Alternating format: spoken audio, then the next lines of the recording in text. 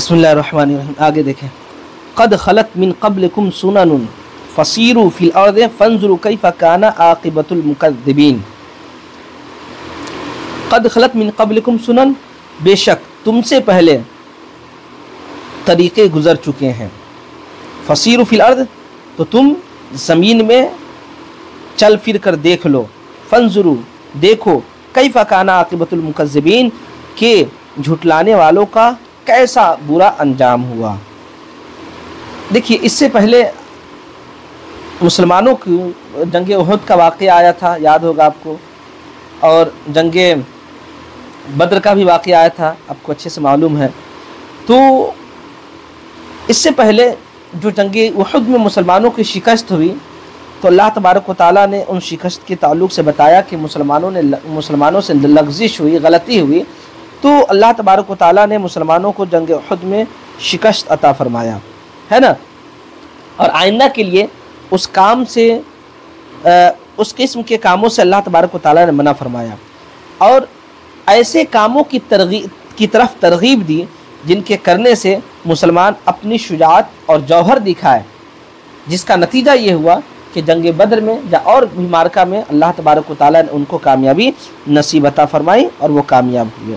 अब इसी सिलसिले में मज़ीद मुसलमानों को हिदायत देने के लिए अल्लाह तबारक व तआला फरमाया कि जो लोग इस्लाम की हक़्क़ानियत, इस्लाम की सदाक़त के ताल्लुक़ से शक व शुबहा में मुब्तला है, उनको चाहिए कि वो ज़मीन में जा कर के घूमे, मतलब क्या, जा कर के दुनिया का मुआयना करे और देखे कि जिन जिन लोगों ने अल्लाह तबारक व तआला को झुटलाया उसका कितना बुरा अंजाम हुआ। और आज भी बहुत सारे ऐसी तारीख़ें मौजूद हैं कि जिन्होंने अल्लाह तबारक व तआला को झुटलाया तो उसका अंजाम क्या हुआ। यहाँ अल्लाह तबारक व तआला ने फरमाया सुनन, क़द खलत मिन क़ब्लिकुम सुनन, कि बेशक तुमसे पहले के तरीक़े गुज़र चुके हैं। पहले कानून कुदरत के तरीक़े क्या हैं, गुज़र चुके हैं। देखिए, पहले की सुनन किसको कहते हैं, मालूम ही होगा आपको कि सुनन या सुन्नत की जमा है। सुनन कहते हैं तरीक़ा को, या फिर सुन्नत कहते हैं नबी करीम सल्लल्लाहु ताला अलैहि वसल्लम के तरीक़ेकार को, है ना। अच्छा, नबी करीम सल्लल्लाहु ताला अलैहि वसल्लम का तरीक़ा दो तरीक़े का है। एक तरीक़ा जिस पर मेरे आका सल्लल्लाहु ताला अलैहि वसल्लम ने हमेशा उस काम को किया हो, और एक वह तरीक़ा जिसको मेरे आका सल्लल्लाहु ताला अलैहि वसल्लम ने हमेशा वो काम को न किया हो। तो जिस काम को हमारे आका सल्लल्लाहु ताला अलैहि वसल्लम ने हमेशा किया हो, कभी छोड़ा नहीं हो, तो उसको सुन्नत हुदा कहते हैं, यानी हिदायत वाला सुन्नत तरीक़ा कहते हैं। और वह सुन्नत, वह तरीक़ा जिसको मेरे आका सल्लल्लाहु ताला अलैहि वसल्लम हमेशा तो किए हो लेकिन कभी कभी छोड़ दिए हो, तो उसको सुन्नत ज़वाइद कहते हैं। सुन्नत हुदा का अगर तर्क इंसान करता है तो फिर वह इंसान गुनहगार होता है, और सुन्नत हुदा की पर अमल करना इंसान के लिए वाजिब होता है, जबकि सुन्नत ज़वाइद को तर्क कर देने से इंसान को गुनाह नहीं होता है। आगे अल्लाह तबारक व तआला ने फरमाया हाज़ा बयानुल लिन्नास व हुदन व मौइज़तुल लिलमुत्तक़ीन, और यह लोगों के लिए, यानी कौन, यही कि झुटलाने वालों का क्या अंजाम हुआ, तो यह लोगों के लिए बयान है, व हुदन व मौइज़तुल लिलमुत्तक़ीन, और हिदायत है, और मुत्तक़ियों के लिए हिदायत और नसीहत है। यहाँ अल्लाह तबारक व तआला ने तीन चीज़ फरमाया, एक बयान, एक हिदायत और एक नसीहत। बयान किसको कहते हैं, हिदायत किसको कहते हैं, नसीहत किसको कहते हैं, उसको देखें। देखिए, बयान पहले देख लेते हैं, बयान किसको कहते हैं। जिस कलाम से किसी पैदा होने वाले शुबहा का इज़ाला किया जाए, जिस बात से अगर किसी चीज़ में शुबहा पैदा हो जाए, तो उस शुबहा को पैदा करने के लिए जो बातें लाई जाए, उसी बातों को क्या कहते हैं, बयान कहते हैं।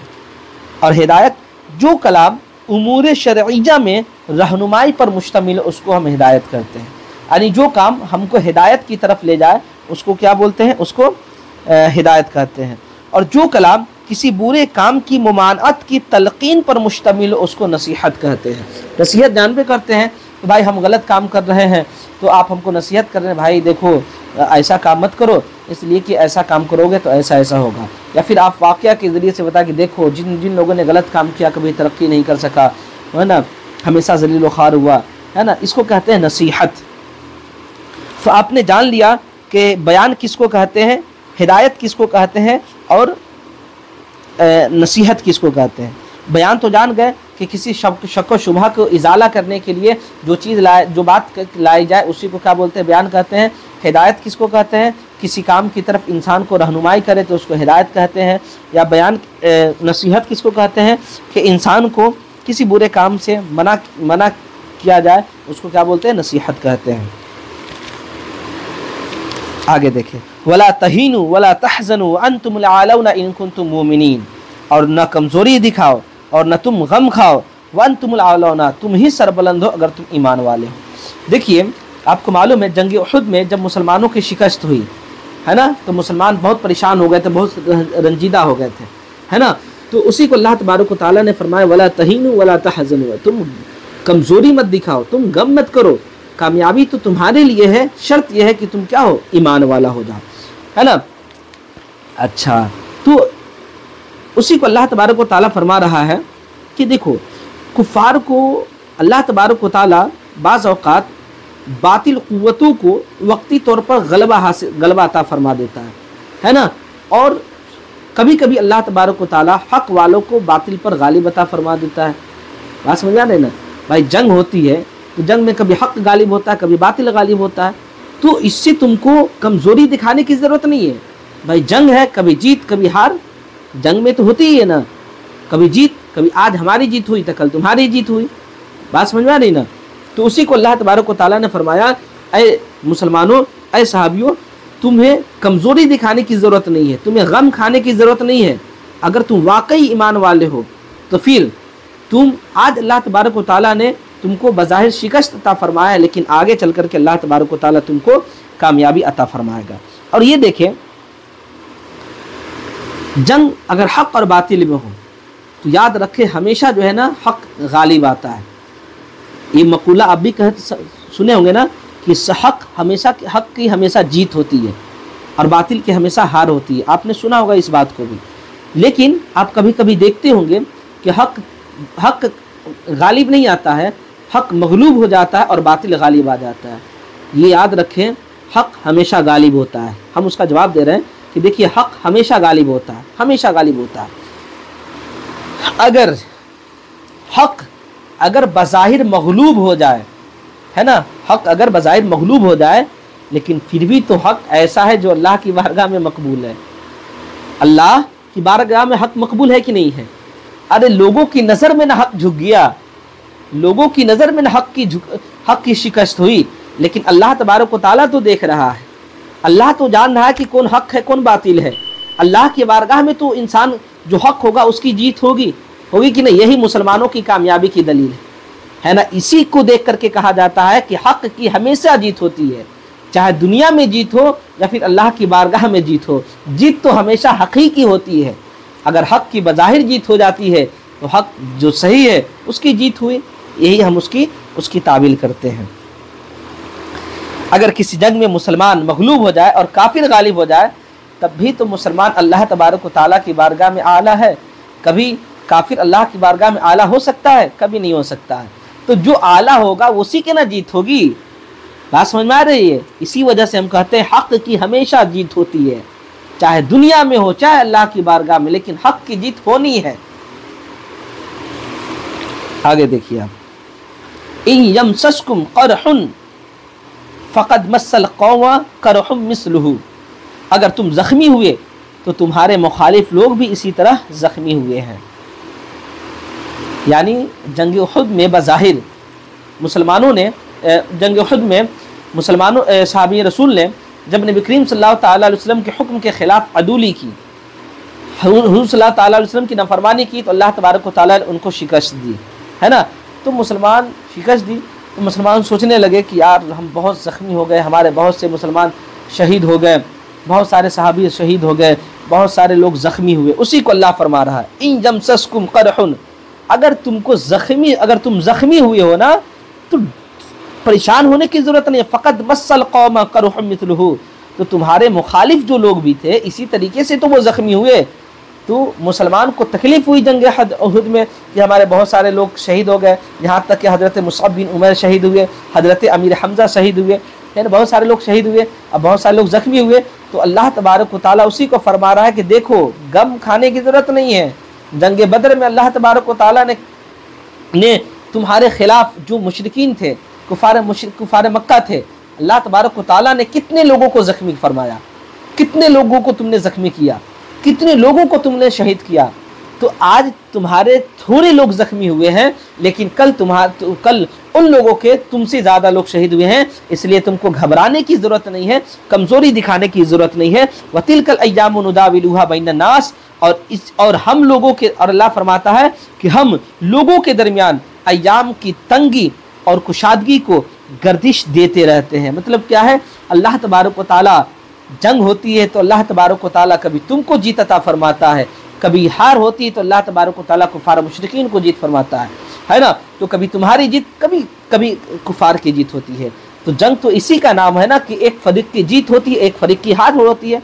भाई जंग क्या है, एक डोल की तरह है, एक डोल कुआं के डोल की तरह है कि आज तुम्हारे हाथ में है, अभी तुम्हारे हाथ में, कल हमारे हाथ में होगा, अभी तुम्हारे हाथ में है, दूसरे वक्त हमारे हाथ में होगा। जंग तो इसी चीज़ का नाम है ना। आगे अल्लाह फरमाता है कहाँ गया, वलियअलमल्लाहुल्लज़ीना आमनू वयत्तखिज़ मिनकुम शुहदाअ वल्लाहु ला युहिब्बुज़ ज़ालिमीन। वलियअलमल्लाहुल्लज़ीना आमनू, ताकि अल्लाह ईमान वालों को छांट करके अलग कर ले। वयत्तखिज़ मिनकुम शुहदाअ, और तुम में से बाद लोगों को मर्तबे शहादत अता फरमाए। वल्लाहु ला युहिब्बुज़ ज़ालिमीन, और अल्लाह जुल्म करने वालों को दोस्त नहीं रखता है। देखिए अल्लाह तबारक व तआला वाकई कुरान की एक एक आयत पर अगर इंसान गौर फिक्र कर लेना तो फिर इंसान जो है ना कामयाब हो जाएगा। अल्लाह ने क्या फरमाया, लियअलमल्लज़ीना आमनू, ताकि अल्लाह तबारक व तआला ईमान वालों को अलग कर ले। जंग उहुद में जो लोग शहीद हुए, जंग उहुद में जिन जिन लोगों की वजह से जिन जिन लोगों की वजह से शिकस्त हुई, उन लोगों की ईमान, और जो लोग मेरे आका सल्लल्लाहु अलैहि वसल्लम के साथ रहे, उन लोगों की ईमान, दोनों के ईमान में ज़मीन व आसमान का फ़र्क है। वो लोग जो मेरे आका सल्लल्लाहु अलैहि वसल्लम के हुक्म के ख़िलाफ़ अदुल किए, है ना, वो तकलीफ़ की वजह से, ज़ख्मी की वजह से, या फिर लोग कुफार मुशरिकीन का ज़ोर होने लगा तो उस डर की वजह से वो लोग बैक हो गए। लेकिन वह लोग जो नबी करीम सल्लल्लाहु अलैहि वसल्लम के हुक्म की इताअत की तो वह ज़ख्मी भी हुए, तलवारों की ज़रबे भी खाई, नेज़े भी उनको लगे, और नेज़े भी लगे वो ज़ख्मी भी हुए, लेकिन अल्लाह के रसूल सल्लल्लाहु अलैहि वसल्लम के साथ नहीं छोड़े। उसी को अल्लाह फरमाता लियअलमल्लाहुल्लज़ीना आमनू, ताकि अल्लाह तबारक व तआला ईमान वालों को छांट ले। मतलब क्या है, तिलकल अय्यामु नुदाविलुहा बैनन नास, और इसी तरीके से दिनों को लोगों के दरमियान हम गर्दिश करते रहते हैं कि आज तुम्हारी जीत हो रही है, आज कल हमारी जीत होगी, आज तुम गालिब हो रहे हो, कल हम गालिब हो रहे हैं, आज तुम्हारा दौर है, कल हमारा दौर होगा। बात समझ आ रही ना। इसी में तो आजमाइश किया जाता है ना।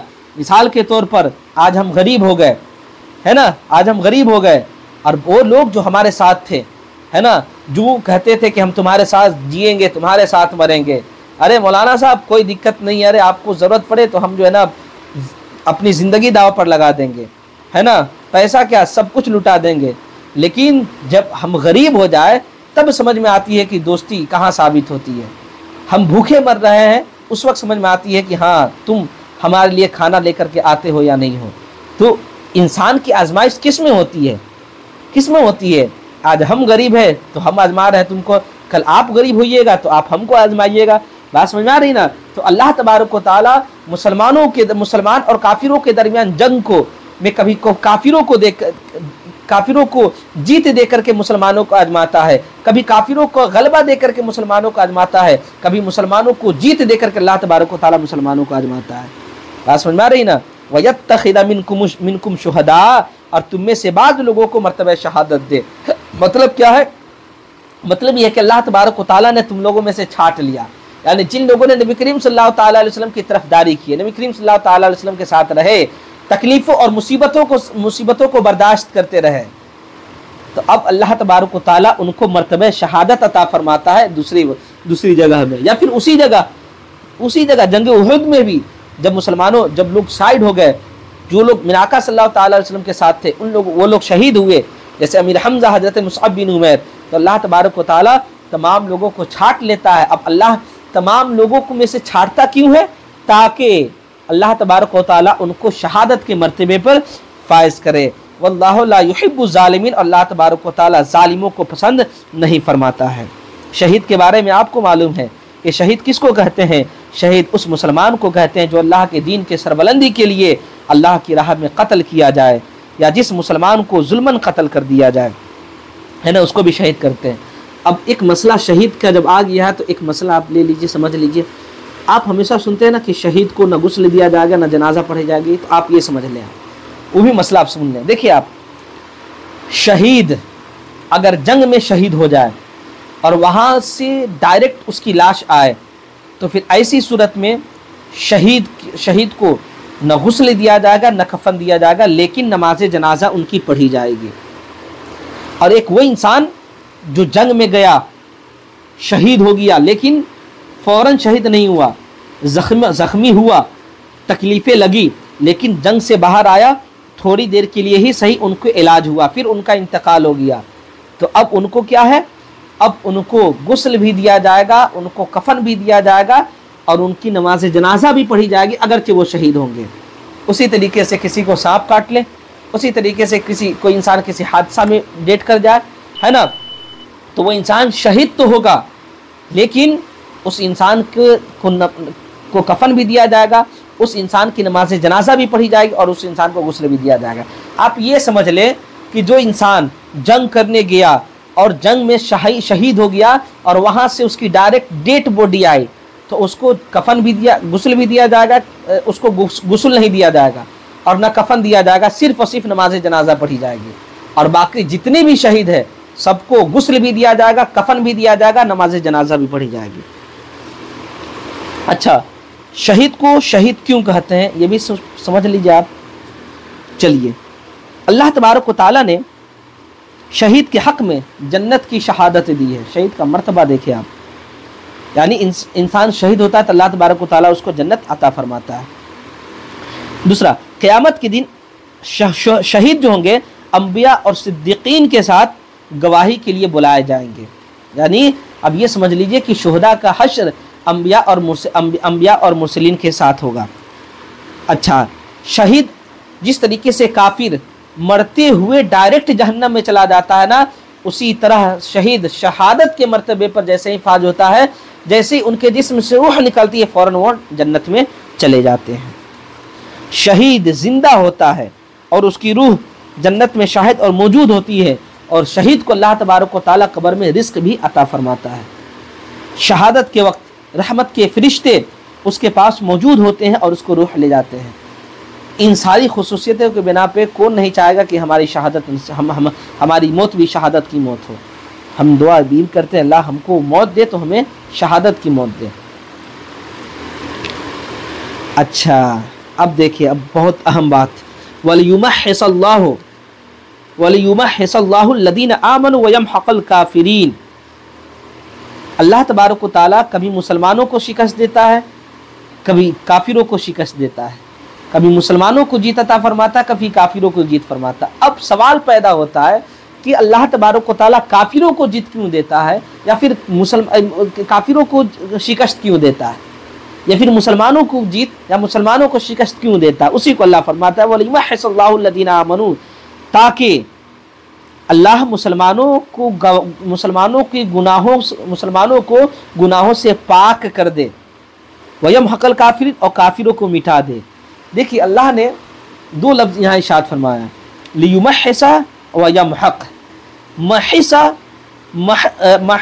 और यमहक़, महिस और महक़ में क्या फ़र्क है? देखिए आप, महिस कहते हैं कि किसी चीज़ को पाक करना और साफ़ करना, और महक़ कहते हैं किसी चीज़ में कमी करना या जड़ से उसको उखाड़ करके फेंक देना, इसको महक़ कहते हैं। और अल्लाह ने क्या फरमाया, लियुमहिसल्लाहु लदीन आमनु, ताकि ईमान वालों को गुनाहों से पाक कर दे। मतलब क्या है, अगर अल्लाह तबारक व तआला बज़ाहिर मुसलमानों को जंग में शिकस्त दे दे, तो अल्लाह तबारक व तआला का मुसलमानों को शिकस्त देना इसलिए है ताकि ईमान वालों को उनके गुनाहों से पाक कर दे। गोया कि अगर ईमान वाला जंग में शरीक होता है, जिहाद करता है और उसकी शिकस्त होती है, तो अल्लाह तबारक व तआला उसके गुनाहों को मुआफ़ फरमा देता है। वयमहक़ल काफिरीन, और काफिरों को मिटा देता है। मतलब क्या, अगर मुसलमानों की जंग में फतह हुई, कामयाबी हुई, तो अल्लाह, मैंने महक का माना बताया था ना, कम करना या जड़ से उखाड़ फेंकना। तो मुसलमानों की जंग में अगर जंग में कामयाबी नसीब होती है तो गोया के इस कामयाबी की वजह से काफिरों को क्या, काफिरों को अल्लाह जड़ से उखाड़ करके फेंक देता है, या अल्लाह तबारक व तआला उसकी तादाद में कमी फरमा देता है, या अल्लाह तबारक व तआला उसकी ताकत में कमी फरमा देता है।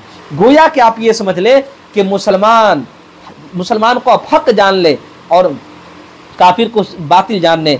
हक की जब भी जीत होगी, मुसलमानों के हक की जब भी जीत हो या हक की हार हो, हमेशा हक गालिब रहेगा।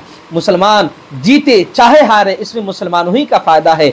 अगर मुसलमानों को बज़ाहिर जंग में शिकस्त होती है तो उनका शिकस्त होना उनके गुनाहों को मिटाने के लिए है। अगर मुसलमानों को बज़ाहिर जंग में कामयाबी नसीब होती है तो मुसलमानों की सुरखरुई के लिए होती है।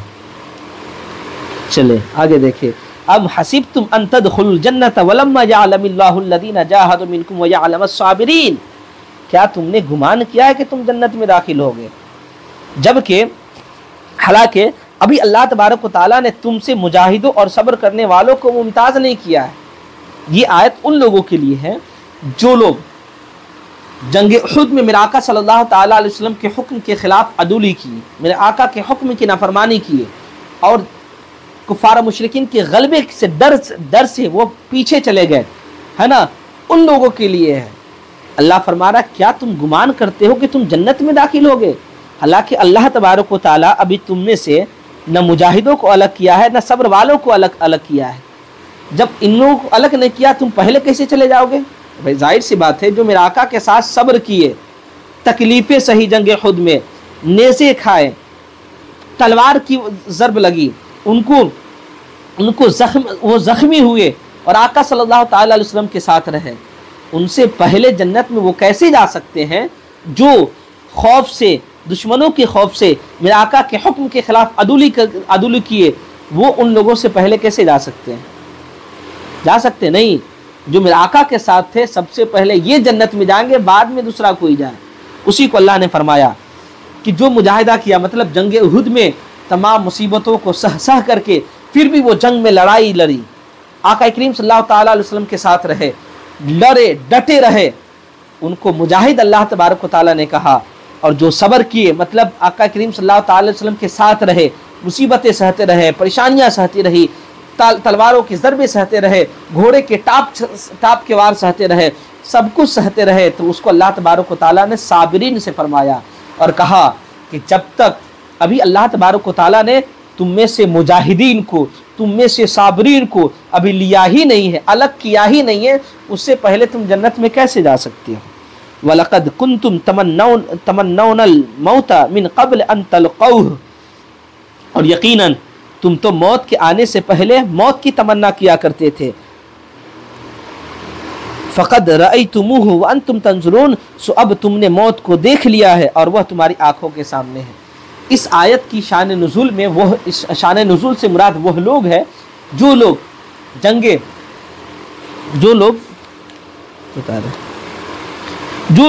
जंग बदर में शरीक ना हो सके, उन लोगों ने ख्वाहिश जाहिर की कि अहले बदर को अल्लाह तबारक व तआला ने जो फजीलत, अहले बदर को जो अल्लाह तबारक व तआला ने करामत अता फरमाया, हम उस चीज़ से महरूम हो गए, है ना। इसलिए ये जो ईमान वाले थे उन लोगों ने तमन्ना किया कि फिर अगर हमको कोई जिहाद का मौका मिलेगा तो हम इंशाअल्लाह तबारक व तआला अल्लाह की राह में जिहाद करेंगे, है ना। क्योंकि सब लोग तो जंग बदर में नहीं गए थे, जंग बदर में मुसलमानों की तादाद कम थी, लेकिन वो लोग मुसलमान लोग गए वहाँ पर, लेकिन सब लोग नहीं जा पाए। तो जो लोग नहीं जा पाए वो तमन्ना करने लगे कि देखिए, हसरत करने लगे कि काश मैं भी जंग बदर में शरीक होता, कि जंग बदर में अल्लाह तबारक व तआला ने मुसलमानों को फ़ौक़ियत अता फरमाया, और जंग बदर की अलग एक फ़जीलत है। काश हम भी अल्लाह की राह में जिहाद करते, हम भी जंग बदर में शरीक रहते, तो हम भी कुफ़ार और मुशरिकीन को कत्ल करते, हमें भी अल्लाह तबारक व तआला शहादत नसीब फरमाता। उसी को अल्लाह ने फरमाया कि वह लोग, यकीनन तुम मौत की तमन्ना कर रहे थे इससे पहले कि तुमको मौत आए यकीनन तुमने उसको अपनी आँखों से देख लिया, लेकिन तुमने उसको मौत को देख लिया। वह अंतुम तंजुरून, और तुम्हारी आँखों वह अंतुम तंजुरून, और ये मौत क्या है, तुम्हारी आँखों के सामने है। मतलब क्या है, फिर अल्लाह तबारक व तआला ने उन लोगों को जो जंग दी, जंग का मौका दिया, जिहाद करने का मौका दिया, उसमें क्या है, जिहाद है तो जाहिर सी बात है मौत सामने ही न है। जंग में इंसान लड़ता है तो कब शहादत हो जाए, कब क्या हो जाए, कब तीर कहाँ से लग जाए, कोई इंसान उसको बता नहीं सकता। उसी को अल्लाह तबारक व तआला ने फरमाया, तुम मौत से पहले मौत की तमन्ना कर रहे थे, यकीनन तुमने मौत को देख लिया, देखो मौत तुम्हारे सामने है।